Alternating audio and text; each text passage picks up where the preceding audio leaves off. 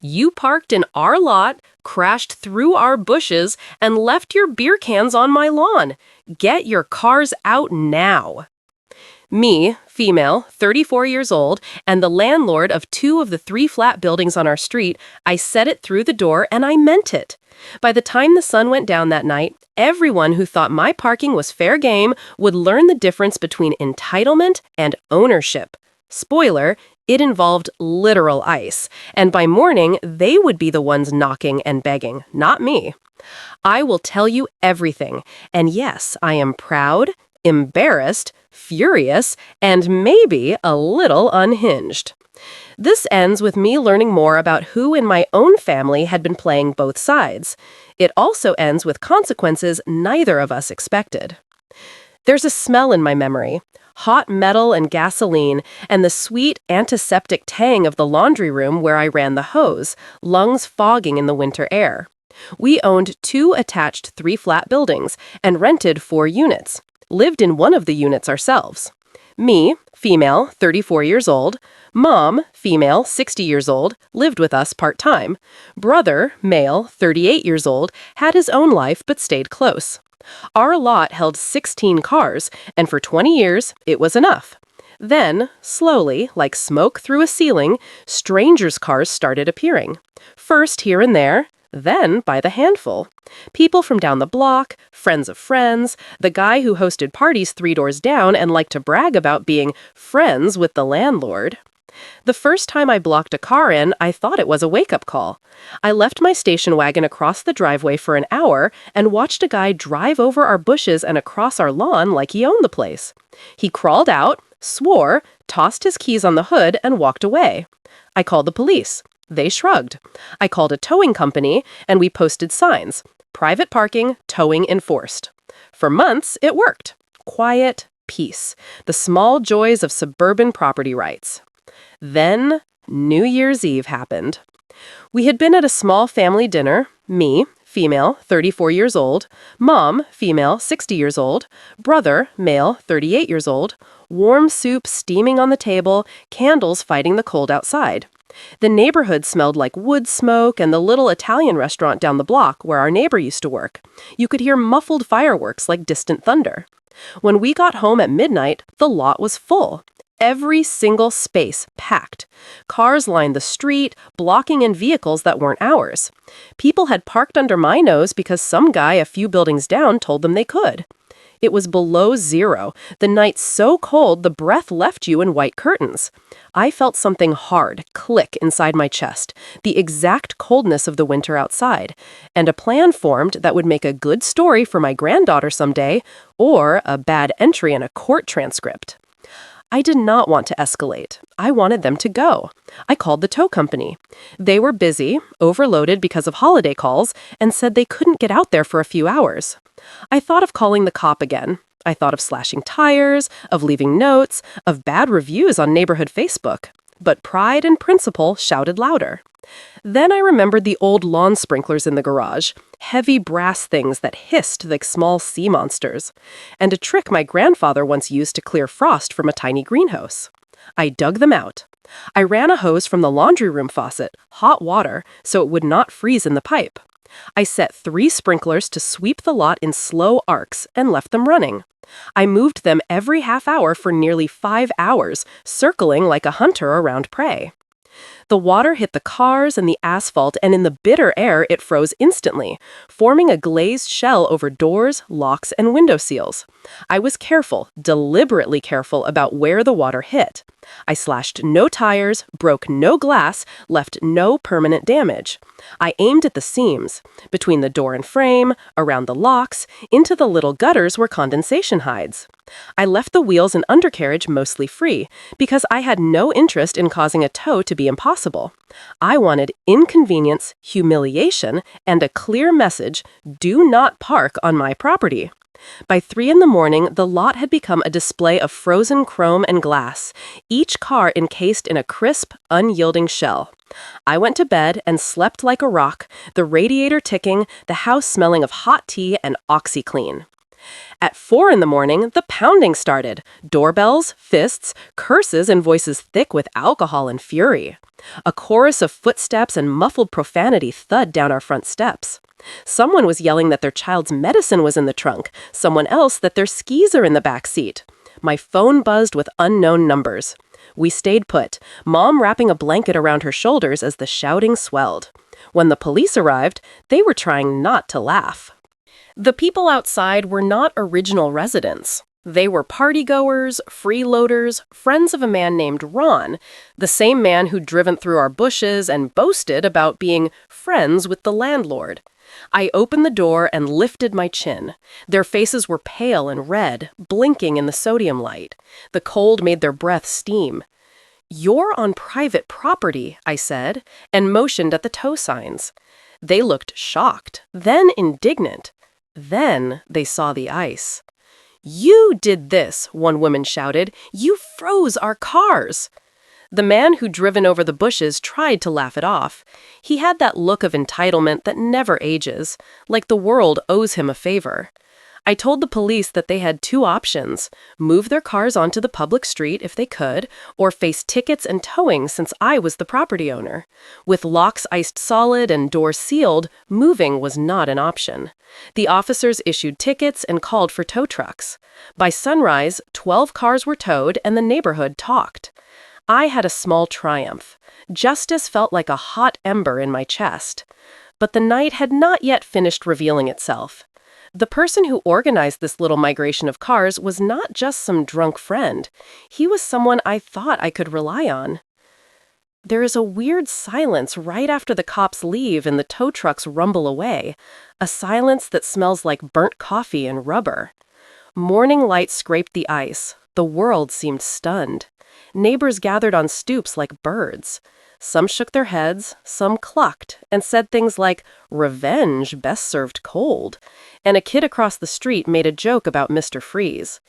I thought I could go back inside and close the door on it like a chapter. Then, my brother, male, 38 years old, found me on the porch and his face had gone slate gray. "You saw Ron's truck?" he asked. He had a cigarette, bad habit, and dropped it into the snow angrily. "He's been showing off about how he can move people's cars whenever he wants. He told people they could park on our lot last night." I felt justified, but his next words were a cold stone. "He also told people you weren't the owner." My chest collapsed a little. "What do you mean?" I asked. He looked at me like I was slower than usual. "He's been saying you don't live here anymore. He says the building's being sold." The lawn smelled faintly of diesel, and the gum of something burned in the alley. Somewhere, a dog barked madly. Suddenly, the crowd's mood changed. Not just angry people with frozen cars, but the soft itch of something bigger. Misinformation. A rumor that had been seeded. I started to put pieces together. Ron had been at every minor conflict in the neighborhood: parking, trash, parties. And he loved being at the center, the guy with influence. If he had told enough people our lot was open, they would come. If he spread the rumor that the building was sold or that I had lost interest, renters and partygoers would feel emboldened to use our space. I thought of the beer cans on the lawn, the tire marks across the flower bed, the way the man had laughed when he left. It was petty. It was also a pattern. But why would Ron lie about who owned the property? He was a tenant 3 buildings down. Mom listened from the kitchen window, her hands hovering over a mug like a diver testing cold water. She said nothing yet. Then, Brother said quietly, "He's not the only one spreading things." That statement landed like a hammer. He told me about 2 meetings he'd had, one in a diner, one at a church basement fundraiser, where someone had whispered that we were selling the building or considering new parking plans that would exclude long-term tenants. The whisperers were neither random nor friendly. They were people who had something to gain, people who wanted the land cleared for development, people who wanted to buy our lot cheaply or push us into selling. I thought of the adjacent empty lot with the sagging fence and how developers had looked at it 2 years ago. I thought of the shiny men with clipboards who had once asked to walk the property. The smell of politics was acrid, like cheap whiskey and old paper. Then, Brother dropped the bomb. I checked the ledger. Our tenant, Mark, he's been late on rent. A lot. And he's been giving keys to people. Mark was a tenant in one of the units we rented out, a decent enough guy who worked third shift at a hospital, but had lately been slipping. He'd started staying out late, picking fights with neighbors, and suddenly his name kept coming up in the same breath as Ron's. "They're coordinating," Brother said. "Someone's been selling access to our lot." My head buzzed. If Mark had been letting people use the lot for cash, it explained the steady trickle of strange cars. It also explained Ron's confidence. But that tangled web opened into something worse. Was Mark undermining us to cover rent? Or something more malicious? Mom's fingers had gone white on the sill. She whispered, "We have to be careful. If we press him, he'll leave and we'll be stuck with unpaid months." The stakes curved from petty to personal. We had to choose: press, expose, or negotiate. And time was ticking because the neighborhood already smelled of rumor and privilege. I decided to confront Mark. It was a small, practical meeting. No shouting, no threats. Me, female, 34 years old, and Mark, male, 26 years old, in the empty third-floor unit that had rent notices in a stack like yellowed leaves. He came in with a backpack slung over one shoulder and the nervous twitch of someone who sleeps little. The apartment smelled like instant coffee and cheap cologne. I asked him straight, "Are you letting people park here for money?" He looked like he'd been punched. He exhaled slow. "I told them they could park there if they asked me," he admitted. "Ron got people to park there sometimes. I didn't think it was a big deal." "You didn't think driving through our bushes was a big deal?" I asked. He shrugged. "It wasn't me who drove over the bushes." He looked like he wanted to ask for forgiveness and knew he didn't deserve it. He told a story. He'd been behind on rent because his hours at the hospital had changed. He'd had a late medical bill. His mother was sick. He started letting friends use the lot to make a little cash, $50, $70 a night. Tell them it was fine because they asked me. He didn't see it as theft, just access. He thought of it as a neighborly favor. I thought of the beer cans on my lawn and the leaves crushed by tires and wondered where neighborly favors turned into theft. He also told me that Ron had promised him a cut in exchange for introducing more cars. Ron had charisma and confidence. He was the kind of man who could sell a postcard to a tourist as a modern art piece. Mark's confession was the thing I had hoped and also dreaded. Proof that it was a coordinated effort, but from someone who was also in trouble, not purely malicious. We could do several things. We could call him out publicly, evict him, and use the ledger as proof. We could forgive and set stricter rules. Or we could use Mark's admission to leverage information and find out who else was selling access. I could feel the lawyer and my ankle twitch like a tick.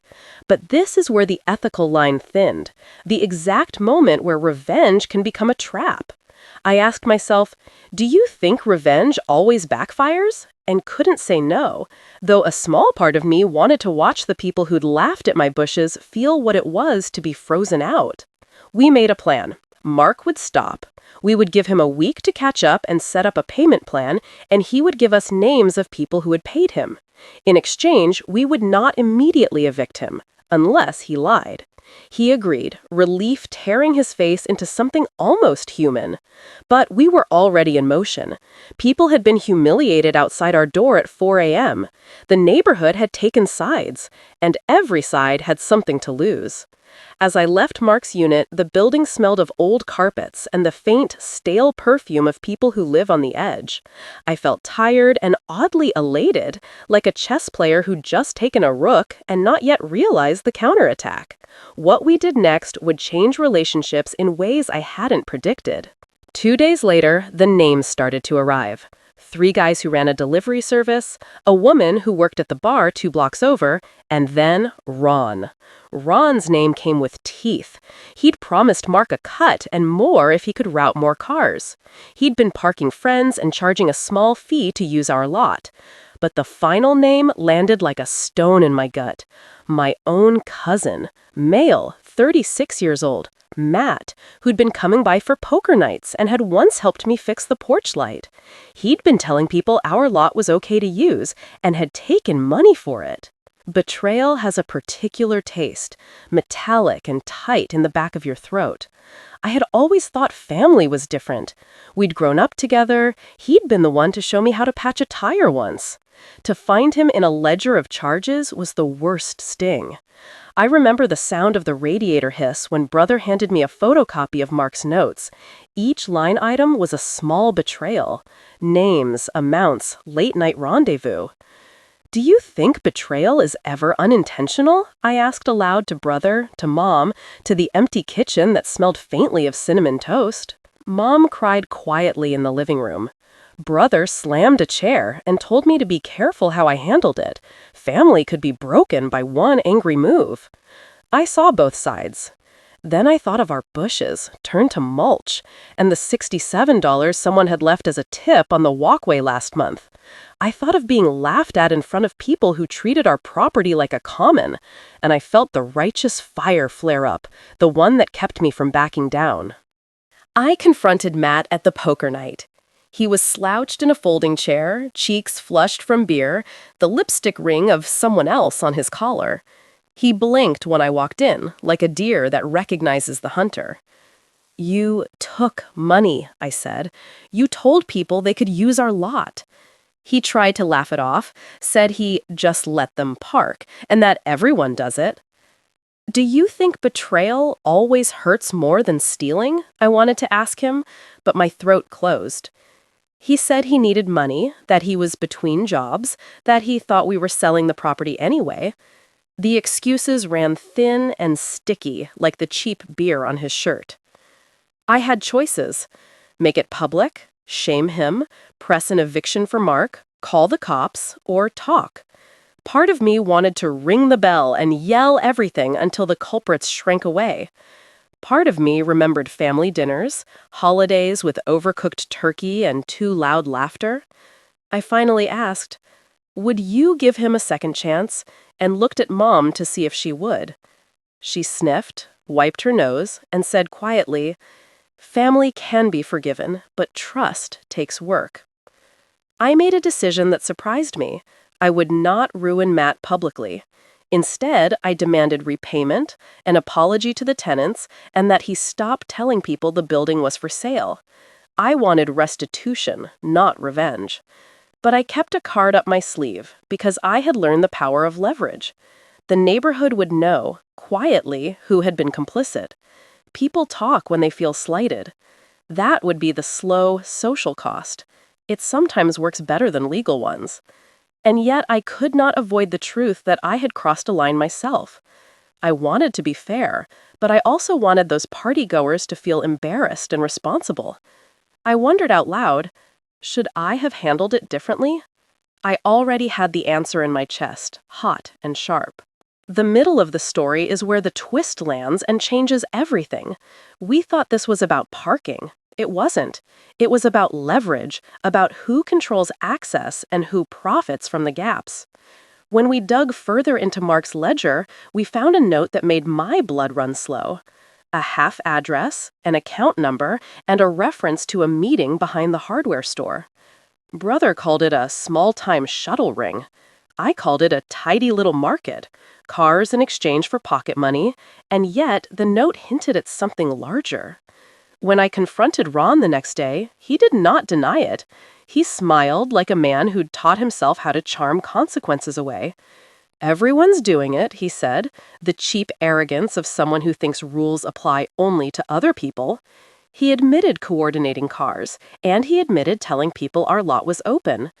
But then he told me something that made my head spin. "I was trying to get you to sell." He told me developers had been sniffing, that if enough people felt the land was underused, we'd get lowball offers and maybe you'd be ready. He thought he was helping us. He liked the idea of me selling because he'd been promised a real estate cut by some development pals. In short, he'd been milking favors and stirring the pot, profiting from a rumor he'd helped spread. The betrayal had teeth and a smile. That is when I realized the scale of it. Parking was the symptom, not the illness. I had to decide if I'd burn bridges and expose a scheme that reached into the neighborhood, or quietly reclaim control and force restitution. I chose a middle path, public enough to shame, private enough to keep family intact. But the final move, my ice, had already set things in motion in ways I had not planned. People would talk. People would lose face. I would sleep badly for a week. The consequences would ripple. And the day the developer finally knocked on our door with an offer, the entire neighborhood's opinions had already shifted. We had leverage and enemies. The final act was coming. The developer showed up with a man in a navy coat and a briefcase full of glossy plans. He smelled of new leather and fresh paper, like a promise tattooed on a brochure. He wanted to buy our lot and 2 adjacent properties and build a 3-story condo with a parking garage. He offered a number of zeros that would make rent problems disappear. Brother sat forward at the kitchen table, eyes bright. Mom folded her hands, measured each word like a judge. I listened to the plan and felt something cold and clear in me. The ice from that night had crystallized into a method. We could sell and solve our problems, but at the cost of changing the neighborhood completely. Residents who had been squeezed into small units would be pushed out by higher taxes and new buyers. I could make a lot of money and walk away from petty fights, or I could keep the buildings and the complicated human mess they held. Then we received an anonymous envelope, photos of Ron counting envelopes in his pocket, Mark with Ron in the bar, and a stack of cash on the table. The photos were dated months before, proof that a small auction of access had been going on. The developer's smile vanished slowly like fog. He offered less, sensing our power to expose a mess he did not want. My hand shook as I handed the photos to him. "We will not be bullied into selling," I said. It was less a negotiation and more a declaration. The developer's offer dropped. The neighborhood breathed. I could have taken the money and fixed everything overnight, but someone else had already been profiting by eroding the trust in our community. In the end, we kept the property. We also forced repayments from Mark and public apologies from Matt and Ron, who was fined by the city for unauthorized solicitation after someone filed a complaint. The tow company reimbursed costs when they realized the cars had been ticketed legally on my permission, and the neighborhood eventually calmed. I learned that pride can protect boundaries, but can also blind you to a deeper rot. I learned forgiveness is not automatic, but sometimes pragmatic mercy is the best policy. And then something small happened that hit harder than any judgment. A week after the big fight, a woman from down the street, one of the people who had her car iced, brought over a casserole. She said, "You saved my sister from driving drunk that night." Her sister had left the party and would have surely been on the road. The weight of that sentence knocked the smugness out of me like a gust of wind. Had I gone too far? Had I cruelly punished people or kept someone from a worse fate? Suddenly, my icy triumph tasted of something more complicated, regret wrapped tight with relief. So what would I do again? I am not sure. I think the right combination was boundary plus mercy. I would have handled some things differently, told Mark earlier, intervened with Ron sooner, but I do not regret the message. You do not treat someone else's home like a picnic table. People asked, should I have handled it differently? And I can only say I did what felt proportionate to the harm, and then I fixed the harm I could. The last line you need. I stood on the porch one crisp morning, Mom beside me, brother pacing like a caged thing, and I realized something that finished the story for me. Property can be defended, but trust is what you pay for and what is hardest to reclaim. And that's when I realized family sometimes betrays you, but they also bring casseroles. The neighborhood calmed, the developers left us alone for now, and Ron moved away. My hands still remember the cold metal of the sprinkler levers. The locks on our doors felt different for a while, strict, then secure. I learned that revenge can be a scalpel if used carefully, but it can cut you too. Final thought before you decide. Do you think revenge always backfires? Do you think betrayal is ever unintentional? Would you give them a second chance?